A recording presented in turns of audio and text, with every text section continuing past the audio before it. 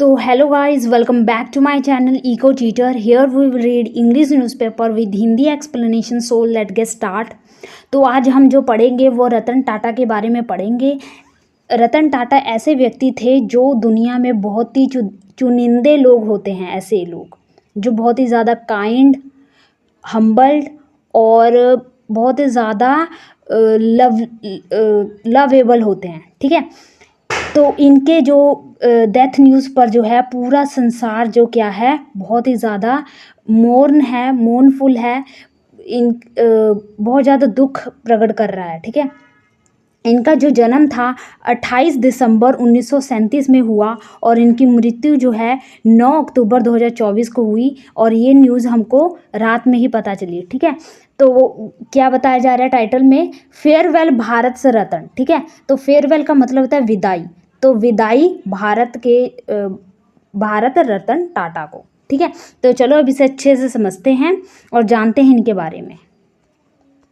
As the nation mourned the passing away of the legendary industrialist रतन नवल टाटा। ठीक है, तो मौन का मतलब होता है शोक, बहुत ज़्यादा दुख में, शोक में, दर्द में, पीड़ा में। ठीक है, पीड़ा, ठीक है, या फिर कहेंगे शोरो, सिनोनियम। ठीक है इसका।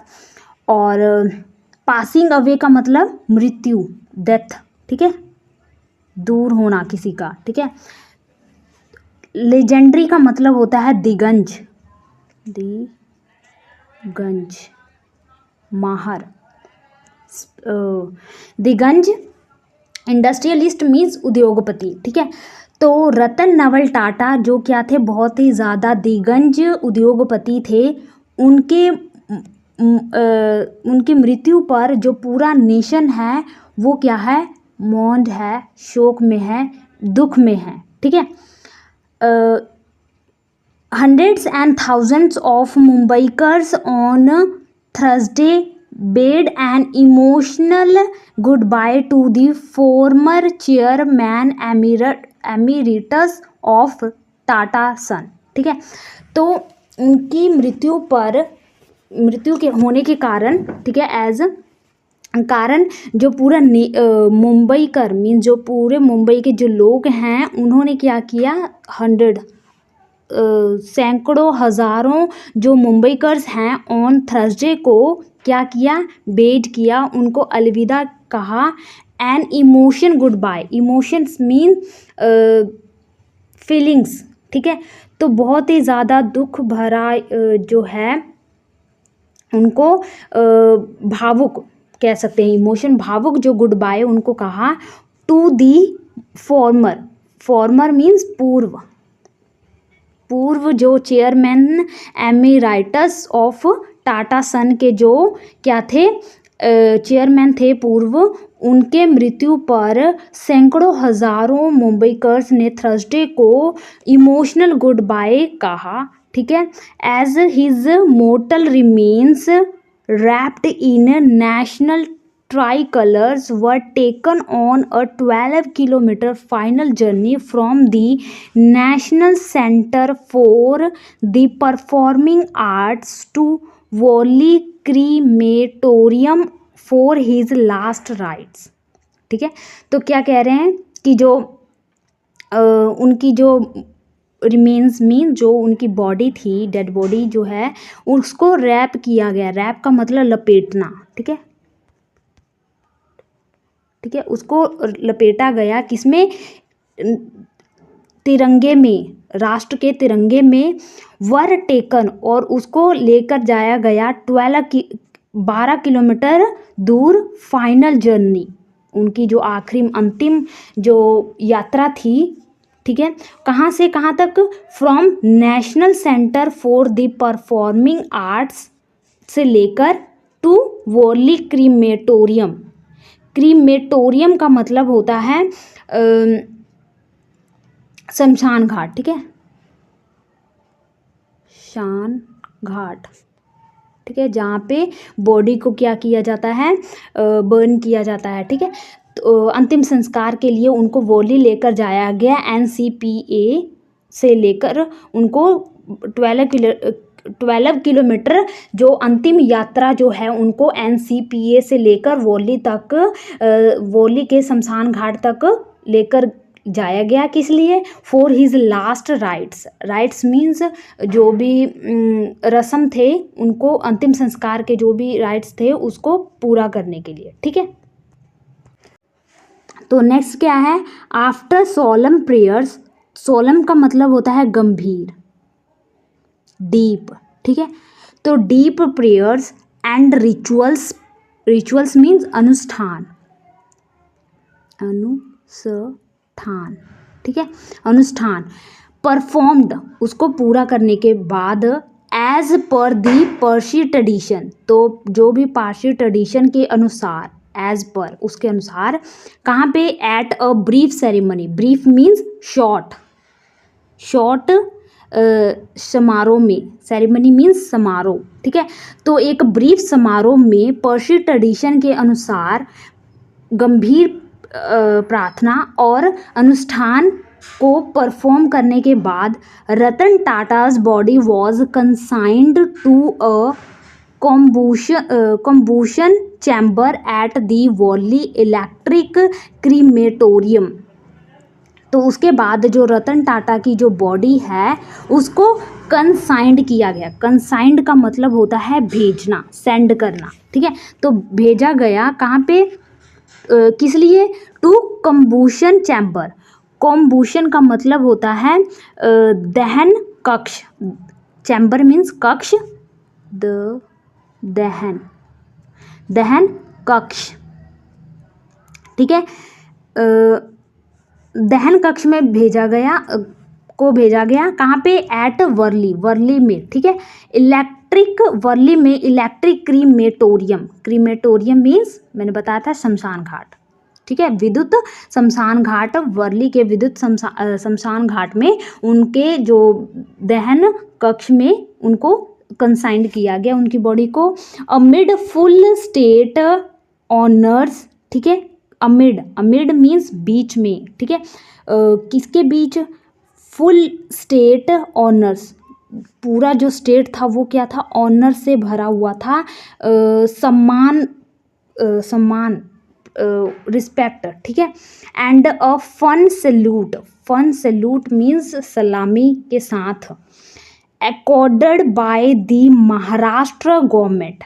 अकॉर्डेड का मतलब होता है सहमति, तो महाराष्ट्र का, महाराष्ट्र के गवर्नमेंट एकनाथ शिंदे के अनुसार की सहमति पर उनकी बॉडी को फुल स्टेट के ऑनर और फन सैल्यूट के साथ उनको वर्ली में ले जाया गया।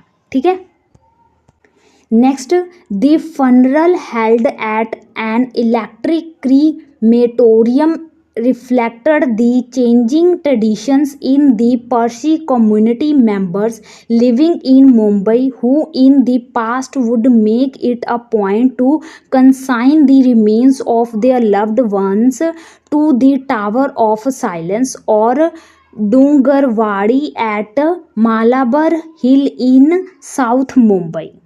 तो क्या कह रहे हैं यहाँ पे कि जो फनरल है, अंतिम संस्कार की जो प्रक्रिया है, कहाँ पे? इलेक्ट्रिक क्रीमेटोरियम में, वो रिफ्लेक्ट करती है, रिफ्लेक्ट मीन्स दर्शाती है, द चेंजिंग ट्रेडिशन, जो ट्रेडिशन चेंज हो गया है, परंपरा जो चेंज हो गई है, किसमें? पर्सी कम्युनिटी मेंबर्स में जो मुंबई में रह रहे हैं, हु इन दी पास्ट, जो पास्ट में, would make it a point two consign the remains, जो अपने प्रियजनों की बॉडी को कंसाइन करते थे, भेजते थे। ठीक है, कहाँ पे? To the tower of silence या फिर डूंगरवाड़ी में। ठीक है, at Malabar hill in south Mumbai में। ठीक है, तो ये दर्शाती है उनकी चेंजिंग जो आ गई है उनकी ट्रेडिशन में। ठीक है, तो next, Ratan Tata breathe his last at the Breach Candy hospital, Breach Candy hospital at around 11:30।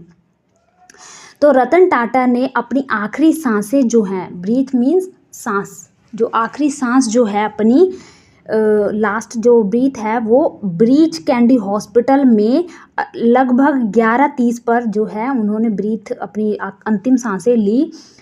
ठीक है, रात को ऑन वेंसडे नाइट को, ठीक है, following age related health condition.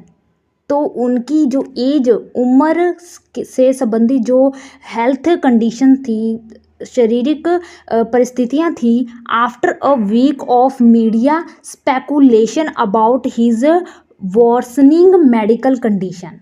Speculation का मतलब होता है अनुमान लगाना, ठीक है, प्रिडिक्ट करना। जो क्या था कि एक हफ्ते से जो after a week of media जो था प्रिडिक्ट कर रही थी उनके हेल्थ के बारे में, उनकी कंडीशन को देखते हुए, ठीक है। वर्सनिंग मीन्स उनकी बिगड़ती मेडिकल कंडीशन को देखते हुए वो अंदाज़ा लगा रही थी पिछले एक हफ्तों से, ठीक है। एक हफ्ते के बाद उनके स्पेकुलेशन, उनकी हेल्थ कंडीशन को देखते हुए उसका प्रेडिक्शन करते हुए जो उनकी उन्होंने आखिरी सांसें जो है 11:30 पर ऑन वेंसडे को कैंडी हॉस्पिटल में ली, ठीक है। A bachelor all his life, Tata was 86 at the time of his death, ठीक है। तो वो क्या थे, अपनी पूरी लाइफ जो है क्या रहे, बैचलर है। बैचलर मीन्स अनमैरिड, ठीक है। तो वो अनमैरिड रहे, ठीक है। और जब उनकी मृत्यु हुई तब वो 86 ईयर के थे, यानी कि उनकी उम्र जो थी 86 थी, ठीक है। Given that he had touched the people from all walks of his life across the country, the news of Ratan Tata who despite having built a 3,800 crore Tata groups, ठीक है। तो रतन टाटा, ठीक है, तो ये देखते हुए कि उन्होंने देश भर में सभी क्षेत्र के लोगों को छुआ था, ठीक है, उनके साथ फीलिंग्स थी, टचमेंट था, अटैचमेंट थी, ठीक है। और रतन टाटा की जो ये खबर है, जिन्होंने 3800 करोड़ रुपए का टाटा समूह का निर्माण करने के बावजूद, डिस्पाइट मीन्स करने के बावजूद, के बावजूद,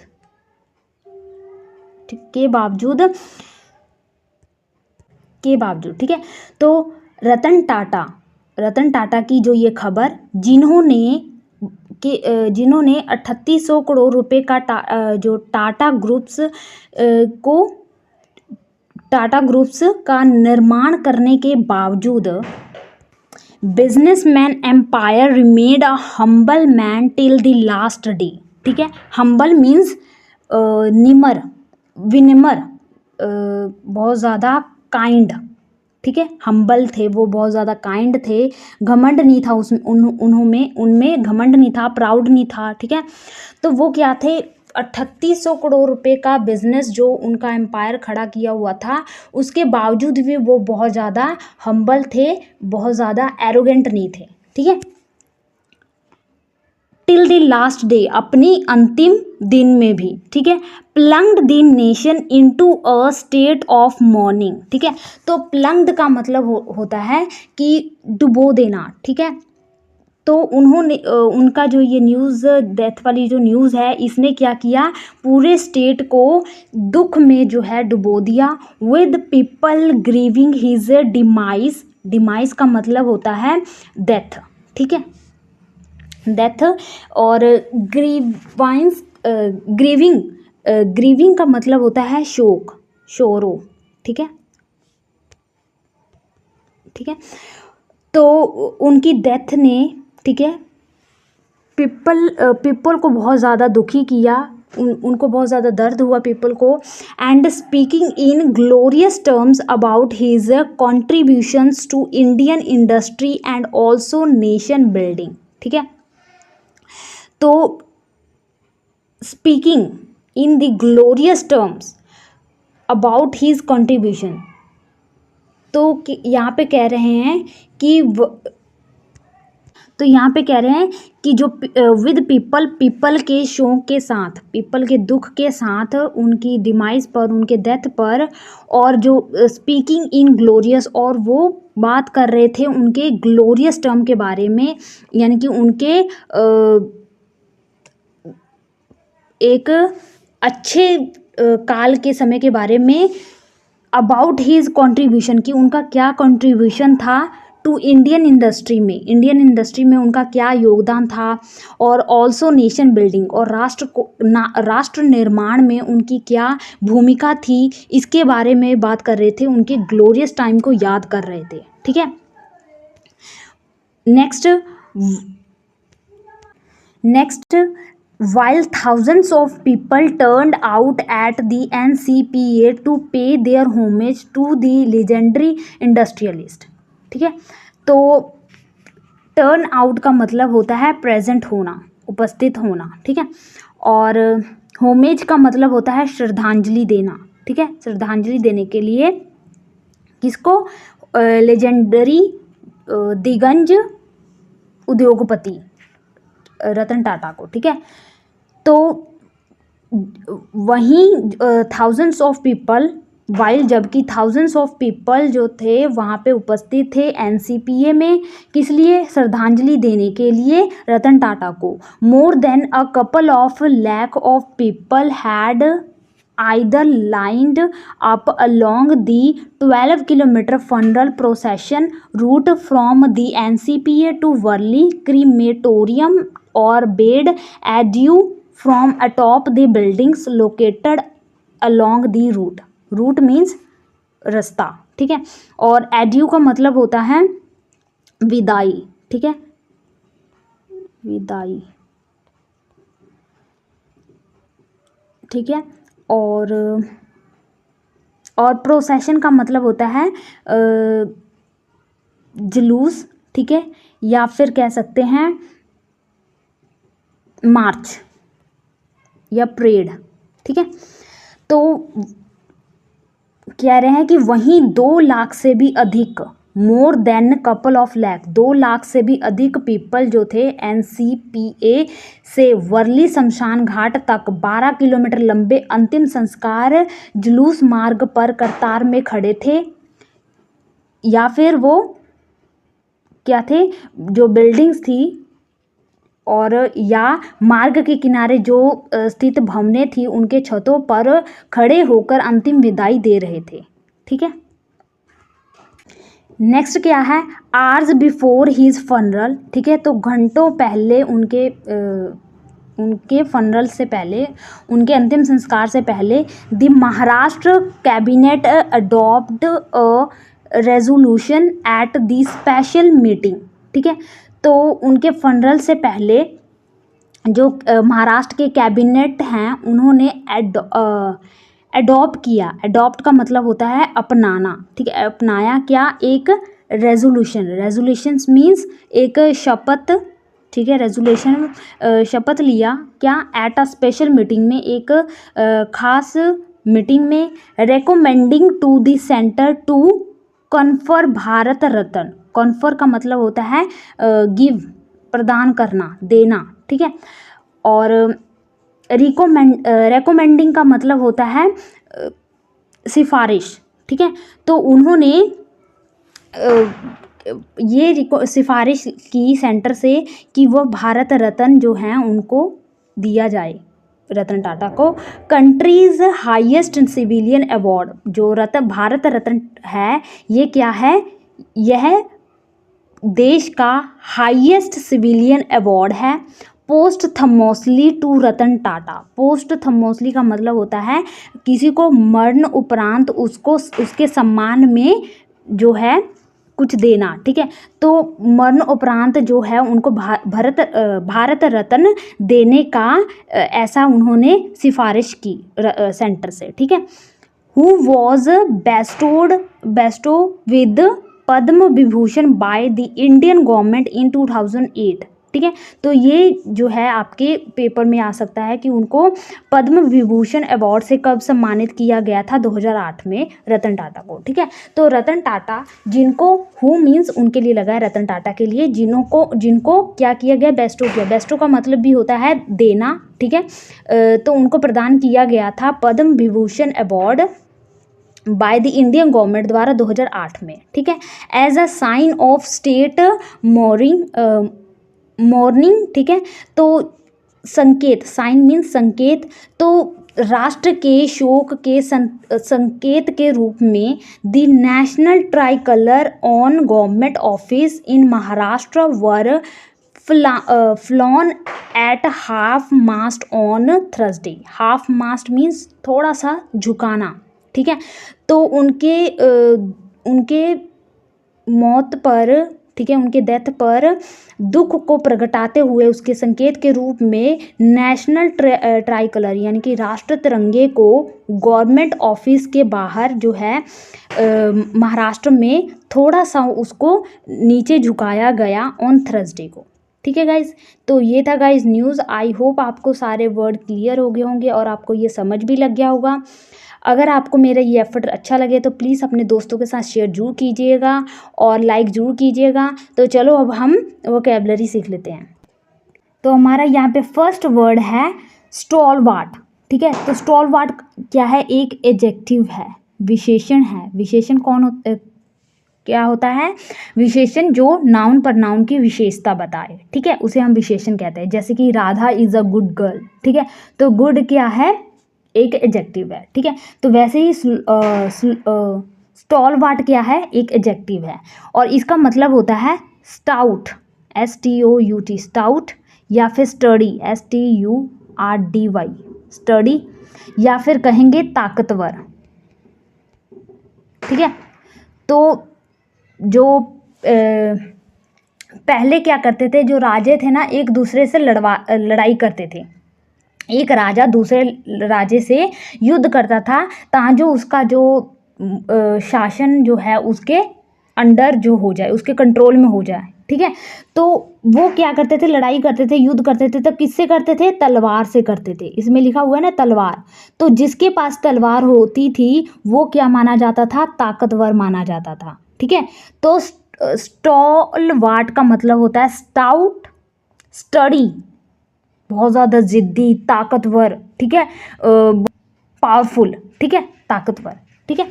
नेक्स्ट हमारा वर्ड है वेल। वेल क्या है? एक रूट वर्ड है, ठीक है। इसे हम कई सारे वर्ड सीखेंगे, ठीक है। वैसे वेल का मतलब क्या होता है? बहुत ज़्यादा स्ट्रॉन्ग, बी स्ट्रॉन्ग, या फिर कहेंगे बी ऑफ वैल्यू, जिसकी बहुत ज़्यादा वैल्यू हो, ठीक है, बहुत ज़्यादा स्ट्रॉन्ग, ठीक है। तो पहला वर्ड है वैलिएंट।